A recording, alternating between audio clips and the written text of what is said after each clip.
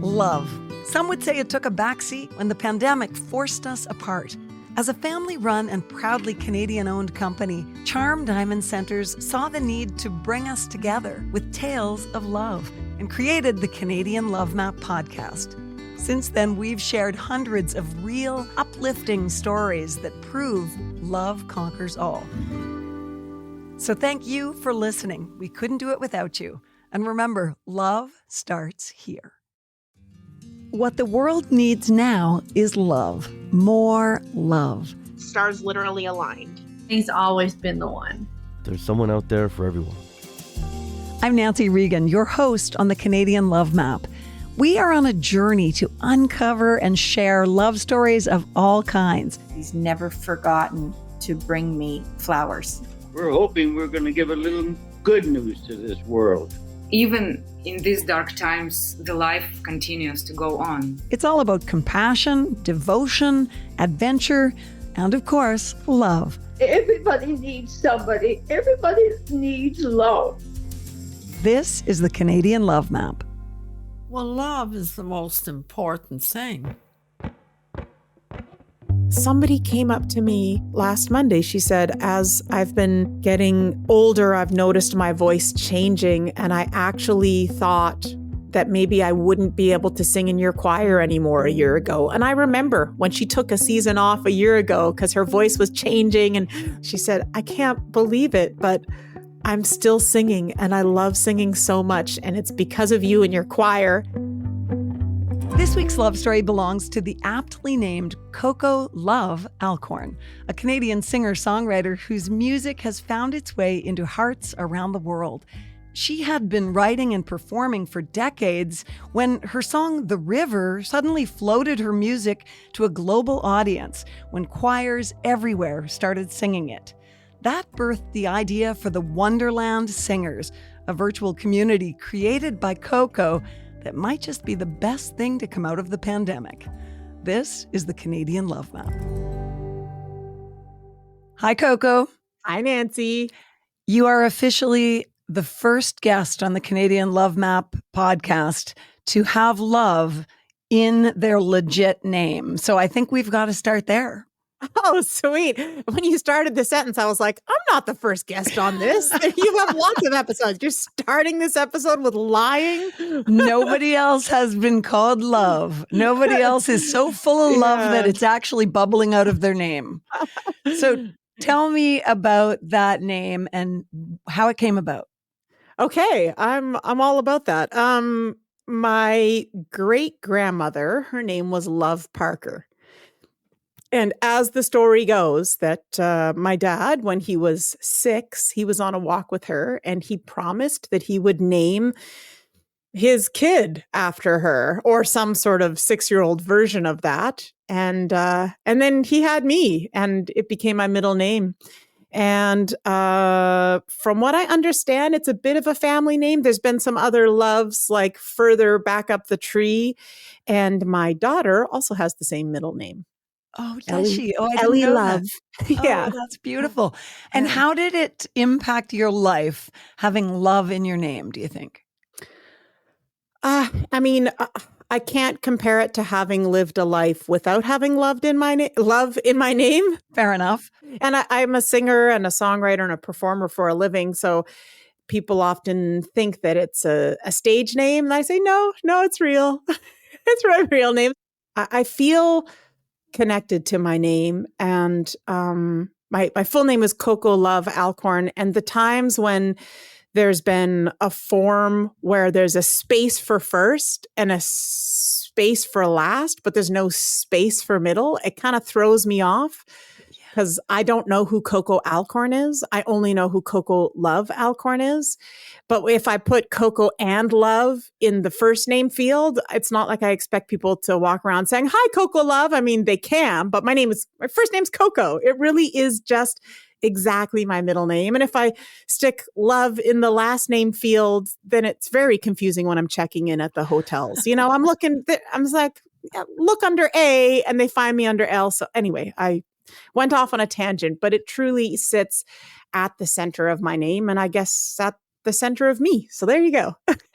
I have experienced what it's like to be at one of your sing-alongs, and I think I have, since the Canadian Love Map started, I have been planning. I've had you in the back of my head wanting to have you on.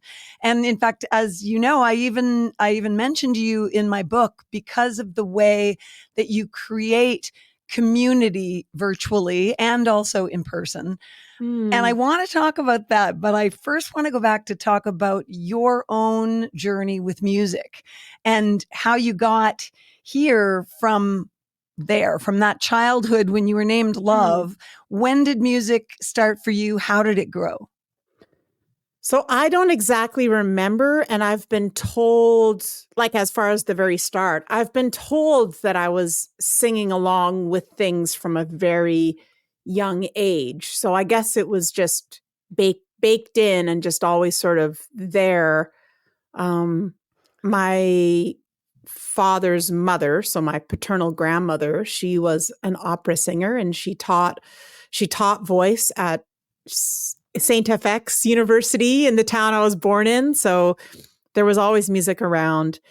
But I think I almost, like, I didn't put a lot of thought or weight into it when I was younger. It was just there. It was like, not exactly like I took it for granted, but maybe a little like that. Like the way in a really beautiful family home picture, the way a kid doesn't have to think, do my mom and dad love me? It's just there. They feel that. I think maybe that's the way music always was for me as I was growing up. It was just a thing that was part of my life and part of me. And it's interesting because I feel like that might be sort of happening with my daughter. Like I did a concert just a few nights ago, and it was, I was performing, but I also had my new local Wonderland Singers choir performing with me on some songs, and they were amazing. And then my daughter came up and sang a couple of songs, and she did so well. She's 13. She was singing harmony parts. She sang some solo verses. The audience loved her. She carried herself with poise. And I never want to push her or anything like that. I want her to, be able to find her own way. But, I could tell she was loving it in the moment. And then I kind of, the next day, I just thought like, oh, did you enjoy that? And she was like, yeah. Like it's just like, it seems normal to her. She's not like, oh, I guess I'm going to be a singer or whatever. She's just like, oh yeah, it's a thing you do. Like, yeah, it's a part of the fabric of who she is, probably with her background. Yeah, how fun and exciting for you to bring her into the fold in that way without any pressure, but to contemplate, imagine that kind of a family business. Yeah. And whether it's business or just, not business, like, I remember when I recorded an album at age, I think I was maybe 20 when I recorded my second album. It was just self-titled. And there was a fellow named Andy Cregan who played some percussion on the record. And he is the brother of Jim Cregan, who plays bass with the Bare Naked Ladies. Right. And Andy was one of the original members of Bare Naked Ladies, but he had already quit.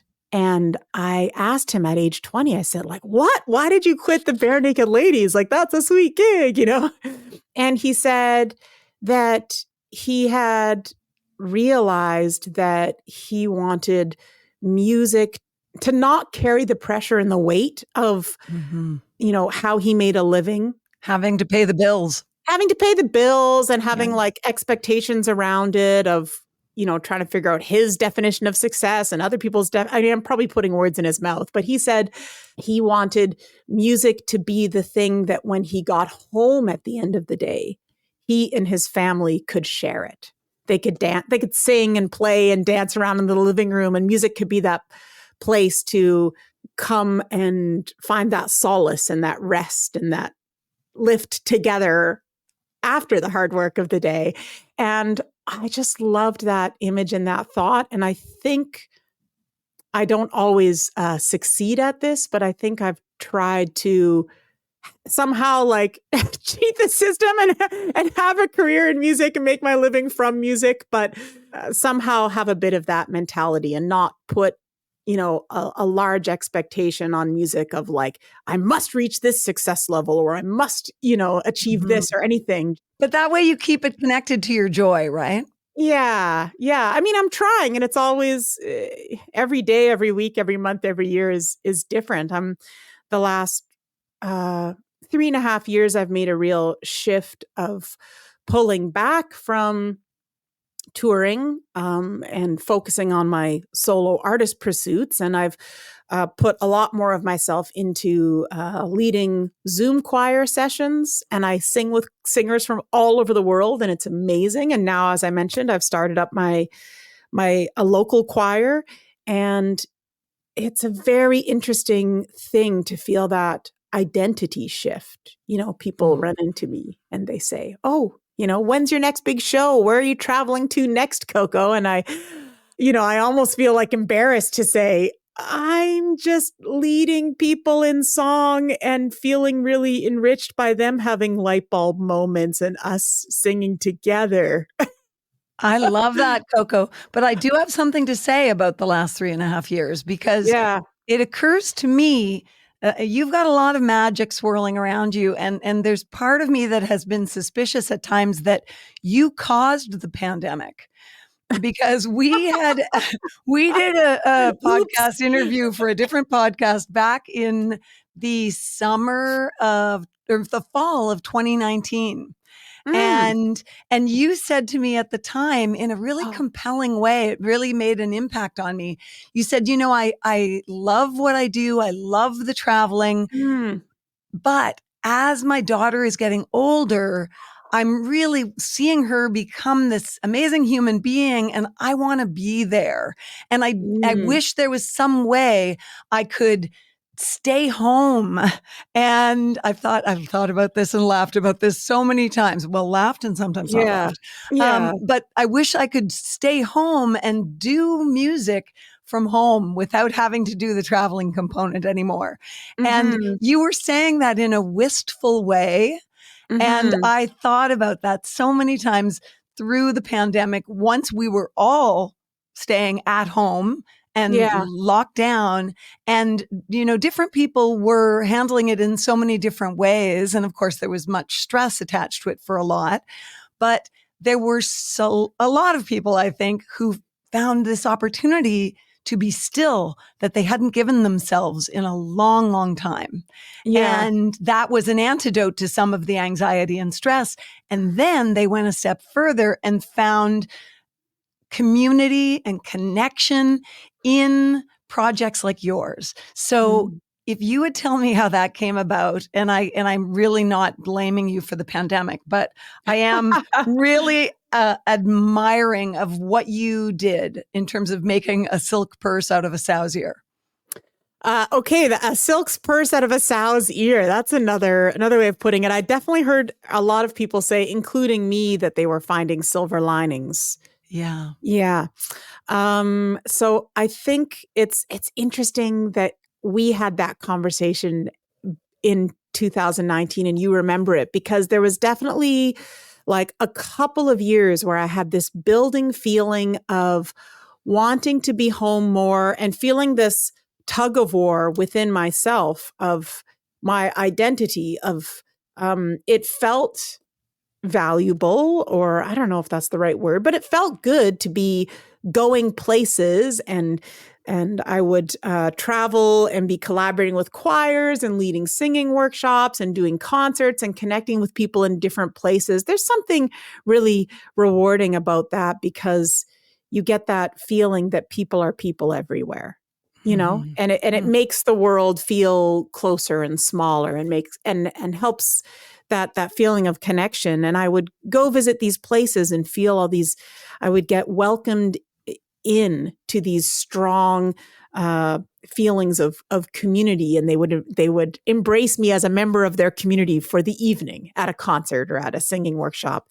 But I had this growing feeling of wanting to feel more grounded and rooted at home and wanting to be here for my daughter more and more connected with my own community. Like, hey, could I build more of this feeling at home? Right. So I had just started a local choir, and then the thing happened and we were halfway through our season. And so I moved our sessions online to Zoom. And, I was thinking about exactly what I had been speaking with you about in 2019. For a couple of years, I had wished, like, I keep traveling and meeting singers in all these different cities. I wish there was a way we could all sing together. And I had heard of Zoom. I think I'd used it like once or something. But whenever I thought of that, I thought, but no one would do that with me. Right. And then I realized, oh, this is the moment. And I opened up my choir to singers from anywhere. And I have some singers in Europe and in Australia and New Zealand, all across Canada, into the States. And it's been amazing. We're in our 10th season now of Zoom choir. It's called Wonderland Singers. Come sing with us. You're all invited. I let it be very different than in-person singing. Explain that. Yeah, I think perhaps because I did not have many years experience as an in-person choir director, I didn't try to recreate in-person choir on Zoom because I didn't even know what that was yet. So in Zoom choir, everyone but me is muted. And I approach it like we can see each other. People can have cameras on or off. They can do whatever they like. We can see each other and people can type in the chat. So we are having an experience all together. Every second week, I keep the sessions open an extra 15 minutes for social after. So we're building that sense of community, but with everyone being muted, they have anonymity. So musically, they can each be having an individual experience. So I'm always telling them, I'll teach them, here's 3 harmony parts for this song. You can sing any part you like. You can switch it up week to week, even within the song. You can jump up to a higher part on the 3rd chorus. You can make up your own parts. Anybody who wants to learn the verses can sing the lead. Yeah. And I also share concepts about improvisation. We do this thing called we do a lot of different things that give people opportunity to sing more freely and intuitively. But one of them is just a conversational call and response. So I'll start playing some chords and I'll be like, I had coffee for breakfast and also some oatmeal. And then I'll just be strumming chords and I'll be like, tell me what you had for breakfast, And then they can I look and I just see all these faces going moving and they're singing. And they're each having their own moment to sing into that space and just share and feel no pressure. And it's a beautiful thing. Wow. I really enjoy it. I resonate with that no pressure phrase because I'm someone who's very self-aware of my singing and I love to sing. I often joke, I'm sure I was a singer in a previous life. I've just forgotten how to carry a tune. And yet when I sing with someone else like you, I can kind of hit the notes because I'm piggybacking on your talent. Does that make sense? Yeah. And I wouldn't even I'm very curious about if someone feels like they have a harder time holding a note on their own, is it a muscle? I strongly believe that wherever you are at, you can get better. Mm-hmm. You can grow that skill base. So we're not all just good singers or bad singers. And that's the mistake we make by judging ourselves. Oh no, so-and-so's a good singer. I'm a bad singer. My son is a great singer. I can't carry a tune. Yeah.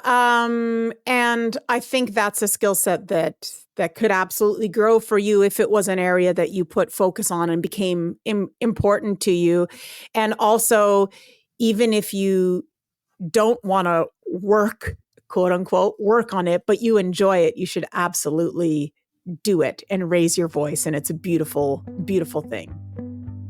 We couldn't share the great stories that we do here on the Canadian Love Map podcast without the amazing support of Charm Diamond Centers. They are Canada's largest family-owned jeweler, and they're proud to be putting love on the map.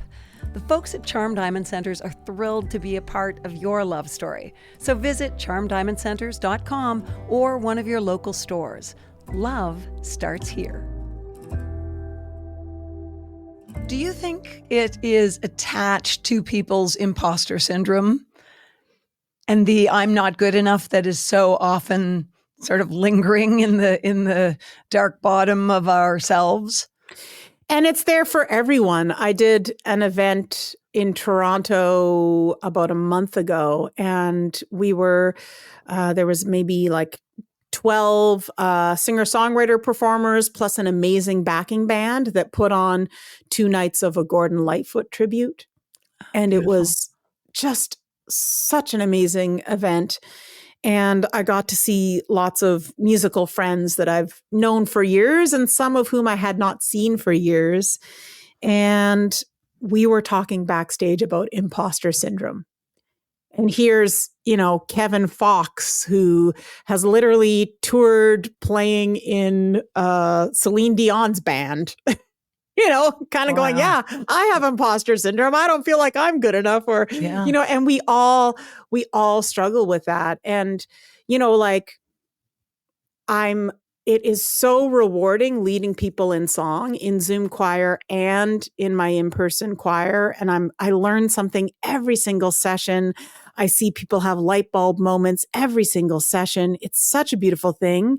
And I'm encouraging people's creativity. I'm like, let yourself be free. And we do songwriting projects. And I'm like, let the ideas come. There's no bad idea. I'm saying all this and I believe it. And yet I struggle with that myself. I'm having my own writer's block. I think 3.5 years ago when I decided to just run with the Zoom choir, I saw a lot of friends that thought, okay, I can't tour and do shows right now. I'm going to, accept CERB, which is wonderful that was a possibility. And I'm going to write songs. And then I'm going to make my next record. And a lot of musicians made beautiful, beautiful albums and wrote beautiful songs in that time. I mean, I wrote a few.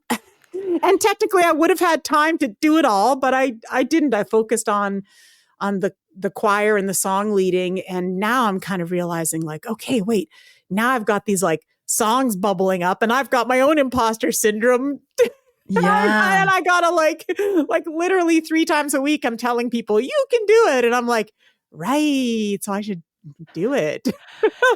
But Coco, you strike me as someone who, has a certain amount of trust in the universe and you follow the breadcrumbs, as it were. And I have to say in your defense that just before the pandemic, you contributed to the world one of the most beautiful albums I've ever heard. Oh, and thank you. It is. It's Rebirth.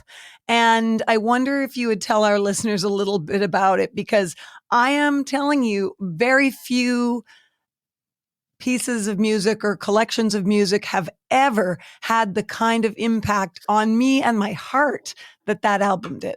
Oh, thank you. You've got me crying over here. So that album felt like a big one for me. I loved writing and recording that album. Everyone I worked with on it, it was incredible. I love how it sounds. It won me a national award after I've been in the business 30 years. My joke is always the bridesmaid, never the bride. I'd always been nominated for things and never won a thing. And this one won me Canadian Folk Music Award for Contemporary Singer of the Year in 2021. And there I was at home, stuck at home.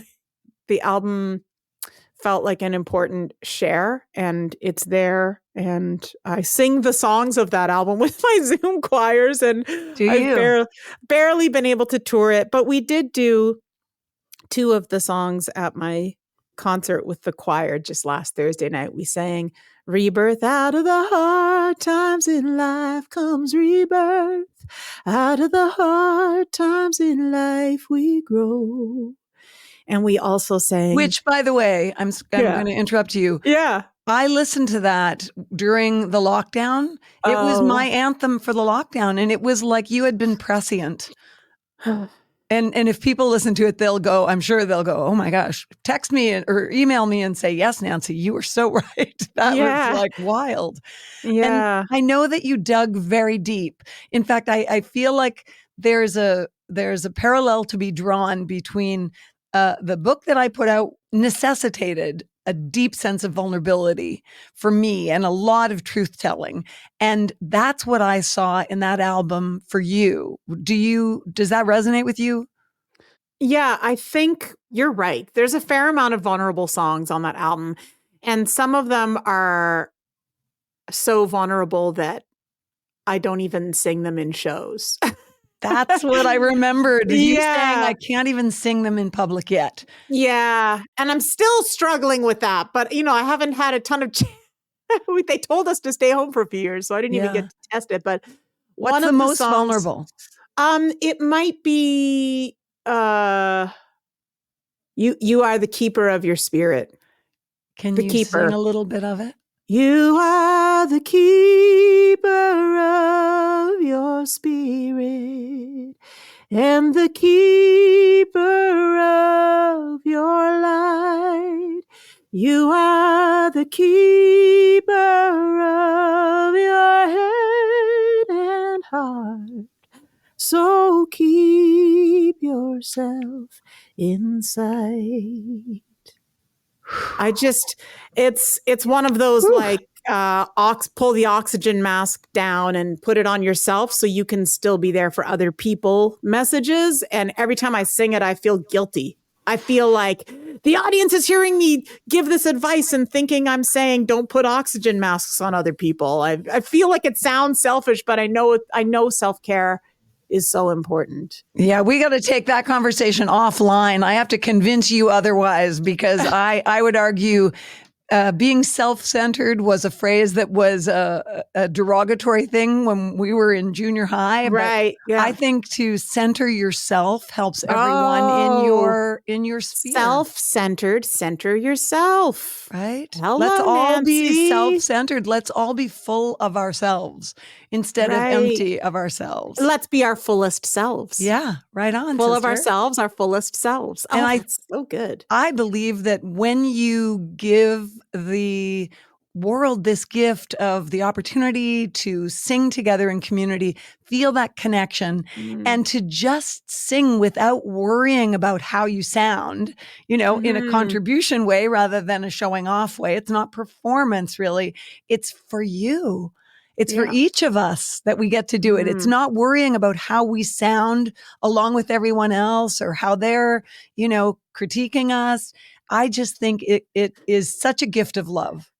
And it's letting go of perfection, like something that I'm doing in both my Zoom choirs and my in-person choirs is I almost never tell them when a phrase ends. Like so many choirs are like, we cleanly stop right on this beat. And I'm like, I love that sound of 20-ish people singing together at a campfire. And some of them happen to be pretty darn good singers. And some of them are just they don't think of themselves as singers, but they love singing.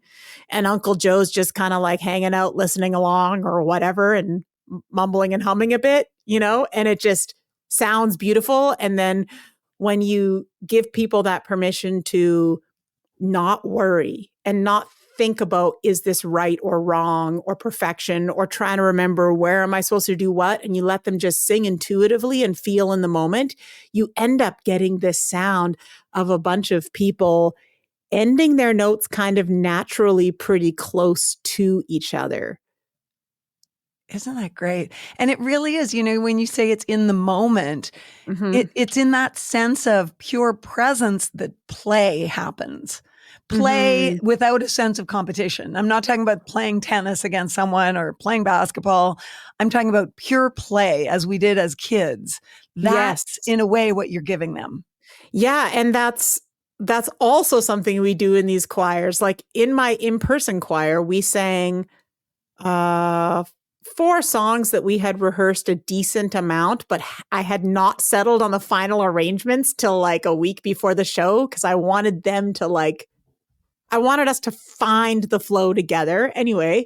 And we also performed a song that I had never taught them harmony parts for. It was This Little Light of Mine, This Little Light of Mine, I'm going to let it shine. We jammed it in our sessions a few times and I just said, let's share it. No one has assigned parts. Just sing literally anything you want to sing and let's share it with our community and they'll sing with us. And it was just beautiful. Oh, that's amazing.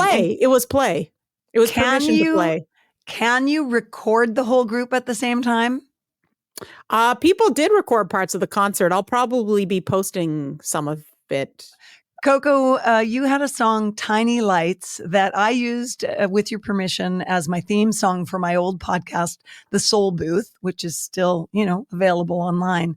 And it was such an important song to me. It said everything I wanted to say as I tried to shine light into the darkness, because I was having conversations with so many inspiring people, and yet all we hear about is the shitty stuff in the world. And right now the world feels really heavy. Would you grace us with a little bit of Tiny Lights? Oh, sure. We are tiny lights that sparkle and glow in a world much bigger than we'll ever know. We are tiny lights shining so bright in a world we know is gonna be all right. Wow. I just think that's such a powerful message for right now. And what does it mean to you to be shining one of those tiny lights?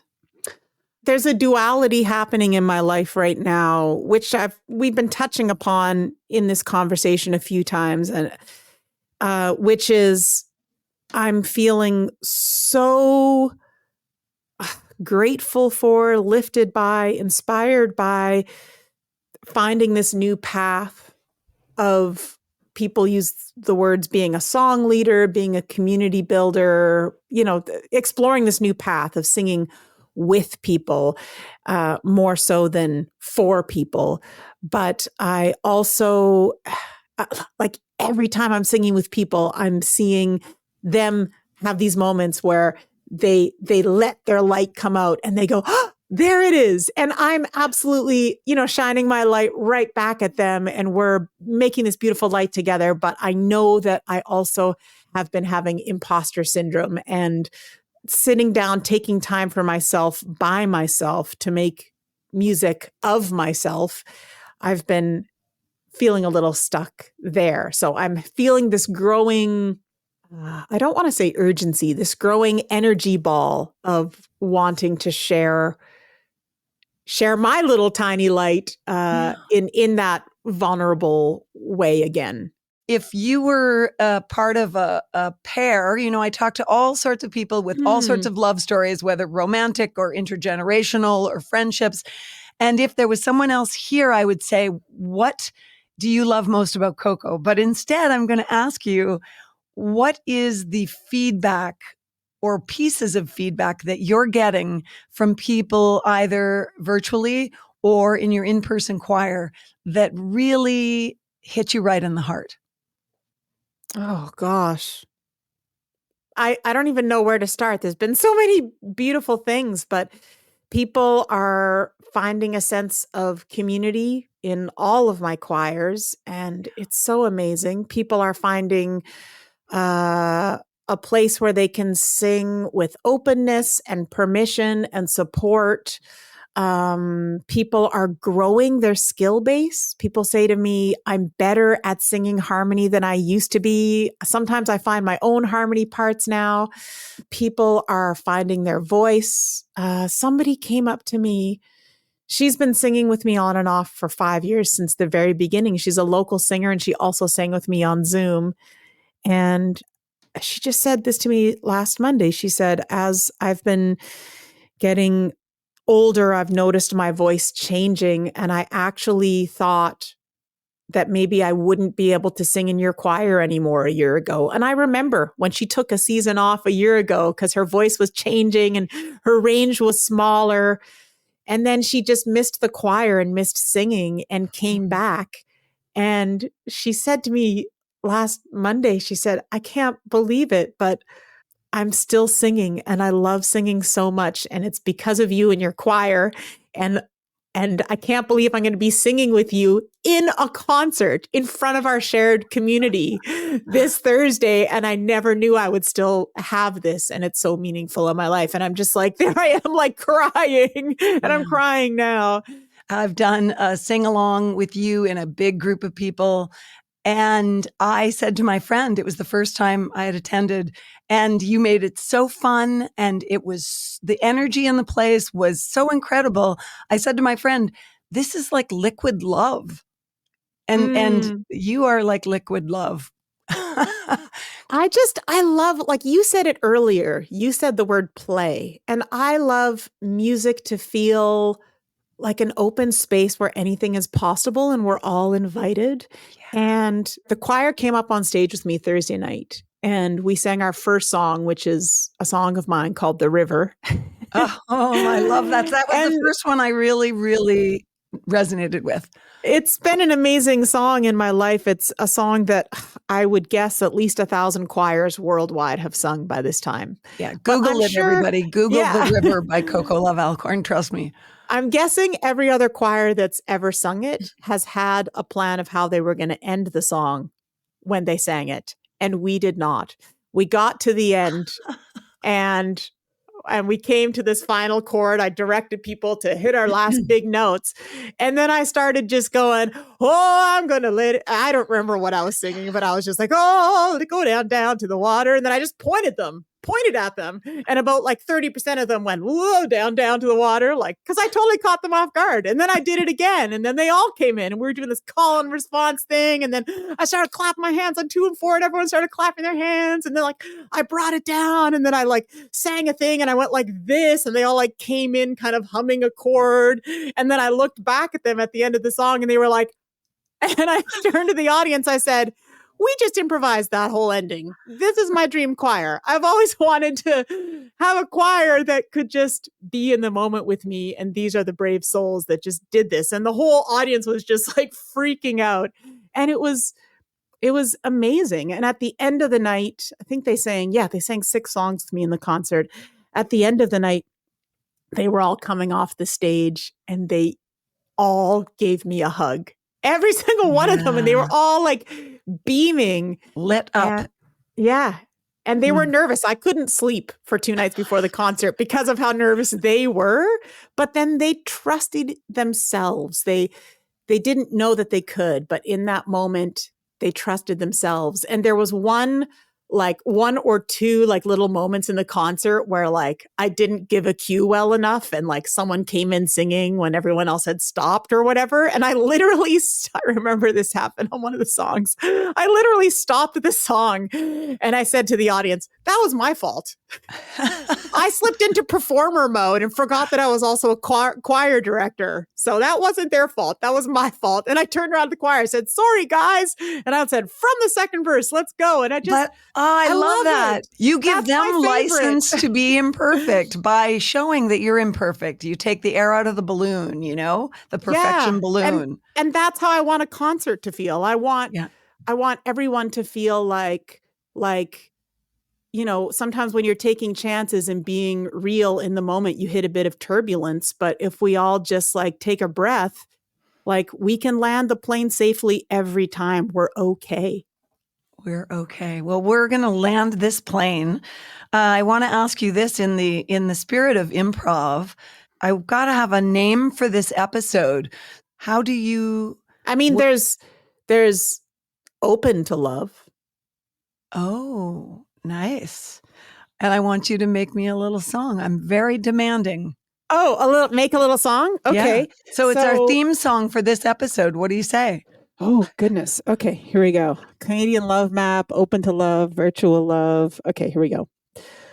Boom, ba-boom, boom, boom, boom, boom, boom, boom, boom, boom, ba-boom, boom, boom, boom, boom, boom, boom, boom, boom, boom, boom, boom, boom, boom. Boom, boom, boom, boom, boom, boom, boom. I'm feeling open. I'm feeling open to love. I'm feeling open. I'm feeling open to love. All across this wide nation, in both directions. I'm feeling open. I'm feeling open to love. Canadian love snap. Canadian love snap. Canadian love snap. Canadian love snap. Oh, I'm feeling open to love, open to love, open to love on this Canadian love map. All across this Canadian love map. Proving once and for all that you are the master of both love and improv. Thank you, Coco, so much for joining us today. I just loved every minute of it. Yay, me too. Thank you, Nancy. It's always just, I feel like whenever we chat, like we're pretty much besties that just accidentally got placed living in different provinces. Right on, sister. And when people want to find you, we'll make sure that we link in our notes and so on. But just what's the best way to find the Wonderland Singers? Yeah, so there's two ways. You can go to cocolovealcorn.com, allofmyname.com, and that gets you, the Rebirth album and the Wonderland album. And then on that front page, you'll find ways to the Wonderland Singers as well from there. And then if you go to wonderlandsingers.com, that's all about my Zoom and in-person choirs. Please come join us. I have 2 weekly sessions on Zoom. We'll be starting up again in the spring. And that from there, you can also get linked through to cocolovealcorn.com. So once you find one, you'll find the other. I'm going to sign up for the Wonderland Singers. I'm going to tell you right now. Can't wait. And I just want to say, I wish that you continue to shine your amazing light in this world, no matter how that shows up. And I think you're changing a lot of people's lives, and you are definitely adding a lot of tiny lights. Thank you. Aw, thanks, Nancy. Ciao, Bella. Bye. Thanks so much for listening to the Canadian Love Map. This podcast is presented and made possible by Charm Diamond Centers. It's hosted by me, Nancy Regan, and is produced and distributed by Podstarter. We love sharing love stories of all kinds, and that could include yours. So do you or someone you know have an uplifting tale to tell? Reach out to us on Facebook or Instagram using @CanadianLoveMap or email producer@podstarter.io. We'll be back next week with another love story to add to the map.